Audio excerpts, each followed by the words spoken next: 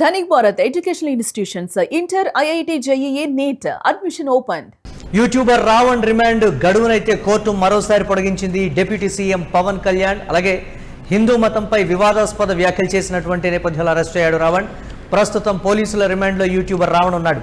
గడువు ముగియడంతో రావణ్ను గన్నవరం కోర్టులో ప్రవేశపెట్టారు పోలీసులు. మరో 14 రోజుల పాటు రిమాండ్ను పొడిగించింది కోర్టు. అయితే ఆంధ్రప్రదేశ్లో సంచలనం సృష్టించినటువంటి యూట్యూబర్ ప్రశ్న రావణ్ కేసులో కీలక పరిణామం అయితే చోటు చేసుకుంది. రావణ్ రిమాండ్ గడువును కోర్టు మరోసారి అయితే పొడిగించింది. 4 సార్లు అరెస్ట్ అయి బెయిల్ మీద విడుదలైన తర్వాత 5వసారి అరెస్ట్ అయిన తర్వాత రిమాండ్ విధించడం, ఆ రిమాండ్ గడువు ముగిసిపోవడం, మళ్ళీ కోర్టులో ప్రవేశపెట్టినటువంటి నేపథ్యంలో మరోసారి రిమాండ్ని పొడిగిస్తూ కూడా రావణ్ విషయంలో కోర్టు అయితే ఒక నిర్ణయం అయితే తీసుకుంది. ఏపీ ప్రభుత్వం హిందూ మతం అలాగే ఉప ముఖ్యమంత్రి పవన్ కళ్యాణ్ లక్ష్యంగా చేసుకుని వివాదాస్పద వ్యాఖ్యలు చేశారనే ఆరోపణలపై నమోదైనటువంటి కేసులో గన్నవరం కోర్టు రావణ్కు రిమాండ్ను పొడిగిస్తూ ఆదేశాలు అయితే జారీ చేసింది. ఈ కేసులో ఇంకా విచారించాల్సింది కావచ్చు, లేకపోతే పోలీసులు ఇంకా కీలక అంశాలని రకరకాలైనటువంటి కోణాల్లో రాబట్టాల్సినటువంటి పరిస్థితి ఉంది. రావణ్ ప్రత్యేకంగా ఆ వ్యాఖ్యలు చేశాడా, రావణ్ వెనుక ఎవరైనా ఉండి ఈ వ్యాఖ్యలు చేయించారా, అలాగే గగన రావణ్ టీంలో కీలకంగా వ్యవహరించినటువంటి వ్యక్తి రావణ్కి ఏదైనా ప్రోగ్రామ్ కావాలన్నా లేకపోతే ఏదైనా అంశానికి సంబంధించి మాట్లాడాలన్నా దానికి కావాల్సినటువంటి ఫీడ్ కానీ కంటెంట్ కానీ గగన ఇస్తుంది. సో గగన ఏమైనా తెర వెనుక ఉండి రావణ్ చేత అలాంటి వ్యాఖ్యలు చేయించిందా అనేది కూడా కీలకంగా మారింది. దీని మీద రకరకాలైనటువంటి కోణాల్లో విచారణ జరపాలి. ఇది ప్రస్తుతానికి పోలీసులు అయితే తీసుకున్నటువంటి ఒక కీలక నిర్ణయం. అందులో భాగంగానే రిమాండ్ను పొడిగించాలంటూ కూడా పోలీసులు కొరడం ఇమీడియట్గా కూడా కోర్టు దానికి అంగీకరించడం కూడా జరిగిపోయింది. అయితే పోలీసులు రావణ్ను తిరిగి జైలుకి అయితే తరలించారు. ఈ రోజుతో రావణ్ రిమాండ్ గడువు అయితే ముగియడంతో పోలీసులు ఆయన వర్చువల్గా లేదా గన్నవరం కోర్టులో ప్రవేశపెట్టారు. కేసు దర్యాప్తు ఇంకా ప్రాథమిక దశలోనే ఉందని, నిందితుడి నుంచి మరిన్ని వివరాలు రాబట్టవలసి ఉందని పోలీసులు కోర్టుకు తెలపడంతో రావణ్ వెనుక ఉన్న కీలక సూత్రధారులు, దీనికి అందుతున్నటువంటి ఆర్థిక లావాదేవీలు, ఫండింగ్ మూలాలను కనిపెట్టేందుకు తనను 15 రోజుల పాటు తమ కస్టడీకి ఇవ్వాలని కూడా పోలీసులు కస్టడీ పిటిషన్ దాఖలు చేశారు. ఇరుపక్షాల వాదనలు విన్నటువంటి న్యాయస్థానం రావణ్ రిమాండ్ను పొడిగిస్తూ కూడా ఉత్తర్వులు అయితే ఇచ్చింది. ఇక రావణ్ బెయిల్ పిటిషన్పై విచారణను కోర్టు ఈ నెల 22కు వాయిదా వేసింది. ఒకసారి 4 సార్లు అరెస్ట్ అయిన తర్వాత 5వసారి అరెస్ట్ అవ్వడం, పోలీసులు అంటే కోర్టు రిమాండ్ విధించడం, ఆ రిమాండ్ గడువు నేటితో ముగియడం, మళ్ళీ కీలకమైనటువంటి అంశాలు రాబట్టాల్సి ఉంది. రాజకీయపరమైనటువంటి అంశాలు రావణ్ నుంచి తెలుసుకోవాలి. అంటే ఉద్దేశపూర్వకంగా చేశాడా, లేకపోతే ఆర్థిక పరమైనటువంటి ఉద్దేశంతో చేశాడా, లేకపోతే దీనికి సంబంధించి యూట్యూబ్లో వ్యూస్ కోసం యూట్యూబ్ ఆదాయమే నాకు చాలా కీలకం, ఇది రావణ్ చెప్పినటువంటి మాట.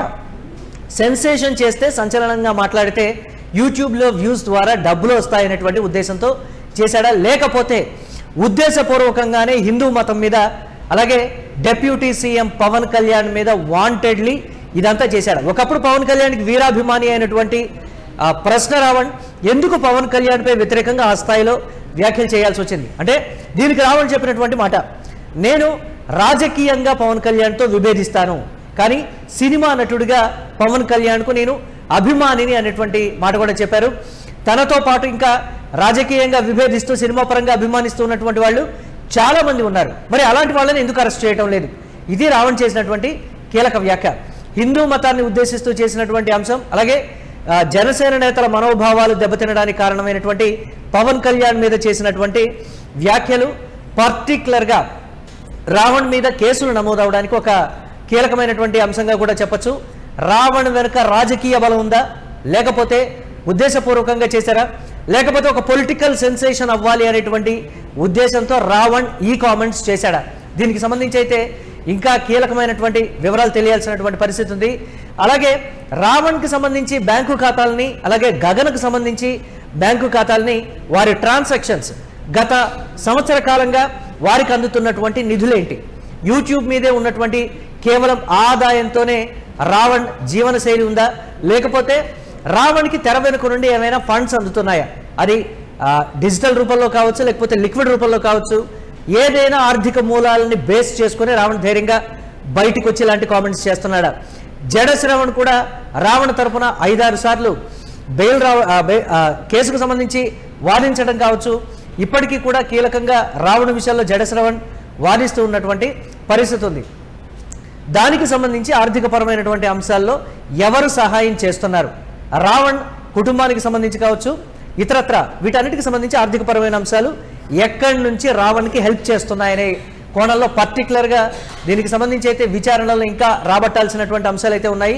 సోషల్ మీడియా వేదికగా ముఖ్యంగా ప్రశ్న అనే యూట్యూబ్ ఛానల్ ద్వారా విమర్శలు చేస్తూ రావణ్ అలియాస్ బచ్చల్ కూర జోసెఫ్ పాపులర్ అయ్యారు. అయితే ఏలూరులో జరిగినటువంటి ఒక బహిరంగ సభలో డిప్యూటీ సీఎం పవన్ కళ్యాణ్ పై అలాగే హిందూ మతంపై ఆయన చేసినటువంటి కొన్ని అనుచిత వ్యాఖ్యలు తీవ్ర దుమారాన్ని రేపడం, వరుసగా అరెస్ట్ అవ్వడం, 4 సార్లు అరెస్ట్ అయిన తర్వాత బెయిల్పై విడుదలయ్యి అంటే బయటికి వచ్చిన తర్వాత 5వ అరెస్ట్ అయిన తర్వాత అప్పుడు కోర్టు రిమాండ్ విధించింది. ఆ రిమాండ్ నేటితో ముగిసింది. మళ్ళీ కోర్టు రిమాండ్ను పొడిగిస్తూ కూడా ఉత్తర్వులు అయితే జారీ చేయడం జరిగింది. దీనికి సంబంధించి మరిన్ని రోజులు అంటే విచారించాల్సినటువంటి రాబట్టాల్సినటువంటి అంశాలు చాలా ఉన్నాయి కాబట్టి ఇప్పటికిప్పుడు ఆ రిమాండ్ని బెయిల్ ఇవ్వటం కానీ లేకపోతే అలాంటివి ఏమీ చేయొద్దు అని పోలీసులు కోరడంతో కోర్టు ఏకీభవించింది. రిమాండ్ను పొడిగిస్తూ కూడా నిర్ణయం అయితే తీసుకుంది. చూడాలి ఏ విధంగా ఉండబోతోంది రావణ్ విషయంలో అనేది.